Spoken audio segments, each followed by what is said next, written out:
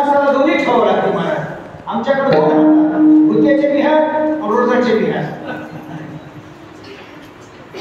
रोजाने जरा वेळ लागेल, पैसे जास्त जातील पण काम चांगलं होईल. उत्तममध्ये इकडचं तिकडं, इकडून तिकडं, तिकडून इकडं.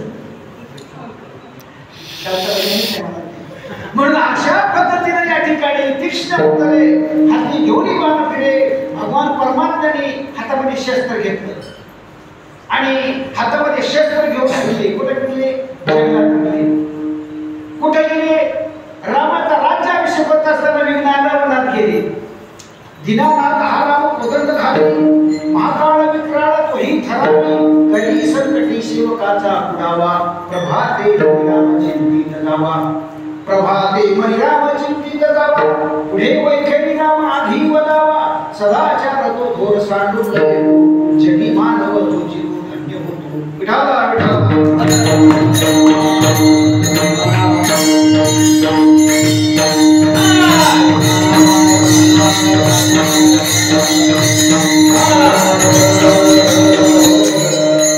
भगवान परमात्मा जंगलामध्ये राहत असताना नाशिक जिल्ह्यामध्ये पंचवटीमध्ये 5 वर्षाची झोपडी बांधली आणि धर्माचं पालन करण्याकरता नाशिक जिल्ह्यामध्ये, महाराष्ट्रामध्ये, भारतामध्ये भगवान परमात्मा ठरले.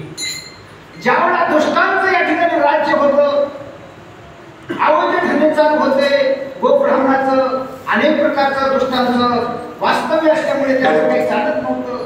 शेवटला त्याचा निपात करण्याकरता आणि साधू संतांचं रक्षण करण्याकरता भगवान परमात्मा धनुष्यबाण घेतला. नाशिक जिल्ह्यामध्ये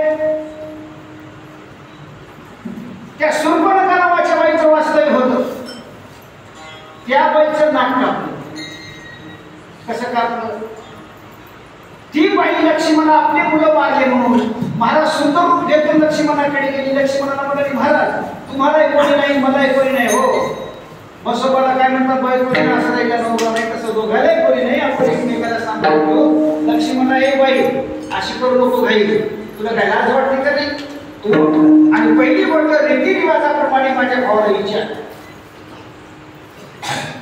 भावाकडे गेली, रामा काय सांगा हो, मला लग्न करा वाटायले. राम म्हणजे भाऊ लग्न झाले म्हणजे मग तुमच्या भावाला दे, मला भावाला विचार. नाही म्हणजे भाऊ नाही की नाही, भावाच्या त्याशिवाय.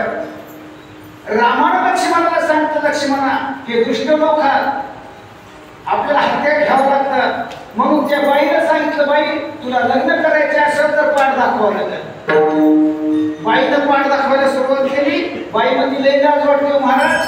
पाठीवर त्या रामाने बाई राक्षसी नाही, जातीनं या ठिकाणी राक्षसी नाही. या बाईला पहिलीचं नाक आणि कान काप. लक्ष्मणानं हातामध्ये 12 शस्त्र तलवार होती. एका हातामध्ये त्या ठिकाणी बाईला पाडवतीचं नाक कापलं, कान कापले. बाई नाकानं नकटी दिसायला होती. कान कापून टाकले. बाईचं नाक गेलं, छाट्या बोलत गेले. रावणाच्या लंगेत जाऊन तिने ढेंडगा लावला आणि ढेंडगा लावून या ठिकाणी खराला विषयाला शरीरात ते रामानं मारले आणि रावणासारख्यांचा निपात भगवान परमात्म्याच्या हातून झाला. याला काम पडलं तर मला साधू संतांना धर्माचं रक्षण करण्याकरता शस्त्र सुद्धा माणसाला लागत असतात. तीक्ष्ण हत्यारे हाती घेऊन बाण फिरे. टाईम आल्यानंतर महाराज काही व्हावे जीवन, काही पलंगी शेत, काही खावे पुरणपोळी आणि काही कोरड्या भाकरी. जैसा तैसा टाईम पडे, तैसे तैसे भोले पडे. प्रसंगाला माणसाला काळानुसार माणसाला तसं तसं वाढावं लागतं. म्हणून जगद्गुरु तुकाराम महाराज म्हणतात, आता आम्ही या ठिकाणी जगात वावरत असताना आम्हाला काही विघ्न आले नाही काय? आम्हाला काय टाळपुटी लोक म्हणले नाही काय? आम्हाला काय त्या ठिकाणी लोकांना काही मोठं समजलं का? तरी पण आम्ही कोणाची भीड मानली नाही. शेवट मोठं असेल लहान जरी असेल तर आम्हाला कोणत्याही पद्धतीची भीड नाही. आम्हाला मोठाला काय, गरीबाला काय, छोटाला काय, भगवंताच्या दारामध्ये सर्वांना समान न्याय, समान हक, समान कायदा आहे. म्हणून याकरता पवित्र नवरात्राच्या महोत्सवाच्या निमित्तानं आपण सर्वजण हनुमान मंदिराच्या प्रांगणामध्ये देवीचे पुजारी म्हणून देवीची आरती करण्याकरता, देवीची उपासना करता सर्वजण आपण आहात. केलेल्या कर्तव्याच्या पूजेची साधना, पूजेचं किंवा आरती ह्या सगळ्या गोष्टीचं माणसाला काहीतरी जीवनामध्ये घेऊन जात असतं. माणसाच्या जीवनामध्ये केलेला कर्म आणि केलेला धर्म ह्या माणसाच्या जीवनाची शिगोरी आहे. म्हणून प्रत्येक मानवी जीवनामध्ये जगद्गुरु तुकाराम महाराजांचा सज्जन मायबापांनो, तुम्हाला मला परमेश्वराच्या कृपेने मायबापाच्या आशीर्वादाने तुम्हाला मला भरतखंडामध्ये जम्मूमध्ये परभणी जिल्ह्यामध्ये अमरापूर या गावामध्ये तुम्हाला मला सुजलम सुखम अशा प्रकारचा नवजन्म नारी जन्म प्राप्त झाला। या जन्माचं खेळणे होते याची जन्मे आणि अवघे विठोबाच्या मागे भगवंताची प्राप्ती करण्याचे एकमेव साधन हा नवजन्म किंवा या ठिकाणी हे कलियुगाचं साधन या ठिकाणी नामचिंतनाची साधना आहे। आणि या साधनेच्या माध्यमातून आपण सर्वजण या देवीचे उपासक म्हणून या ठिकाणी आपला जो काही 2 तासाचा वेळ गेला तो फुकट गेला नाही। चिंतने सरे तो धन्य धन्य काळ चिंतनात तुमचा वेळ देणार तेवढं तुमचं चित्रगुप्तांनी केलेलं पुण्य तुमच्या खात्यामध्ये जमा करून टाकलं।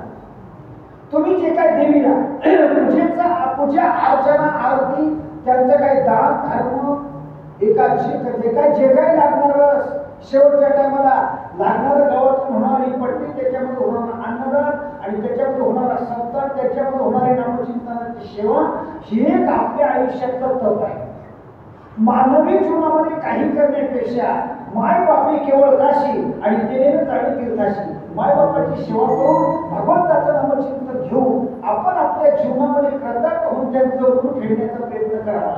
आपल्याला त्यानंतर 184 एवढी जन्म प्राप्त होत असताना त्यापैकी एक माणसाची एवढी प्राप्त झाली। 83,99,999 एवढी बहुत केला फेरा आणि इथं सापडला खरा। एक माणसाचा जन्म तुम्हाला आम्हाला अमोलिक रत्न जोडलेले तूच कार्यक्रमबीज डोळ कशी किंवा आयुष्याच्या साधने किंवा मनुष्य देहीची ज्ञाने सच्चिदानंद पदवी घेणे एवढा अधिकार नारायणे कृपाने दिला।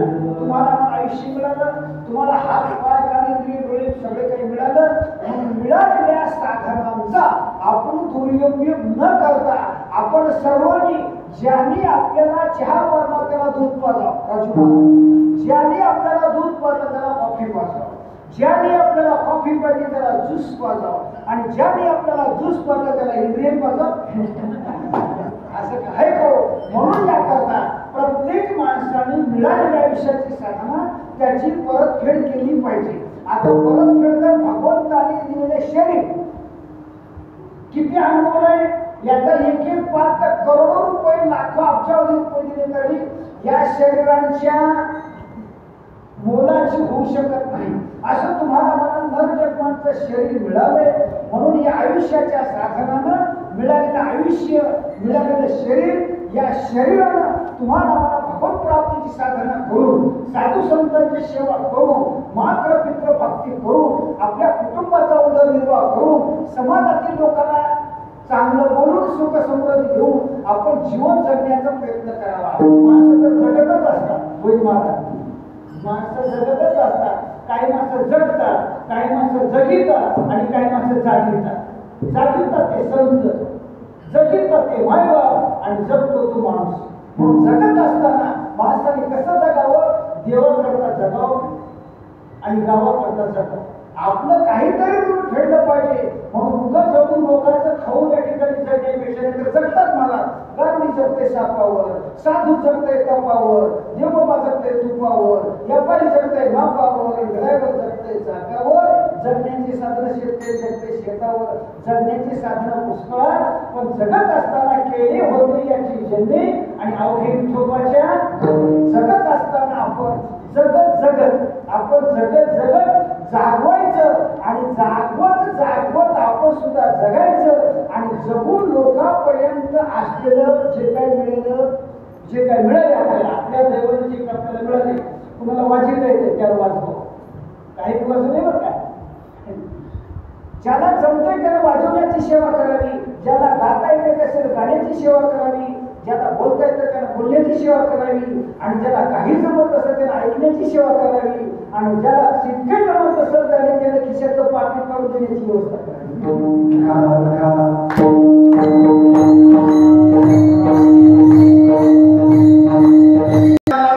तुम्ही आपली प्रत्येकाने आपापल्या धर्माचा स्वाभिमान असला पाहिजे, मात्र लोकांकडे जाचक नको। आपल्या धर्माचा अभिमान असून दुसऱ्या धर्माला त्रास नको।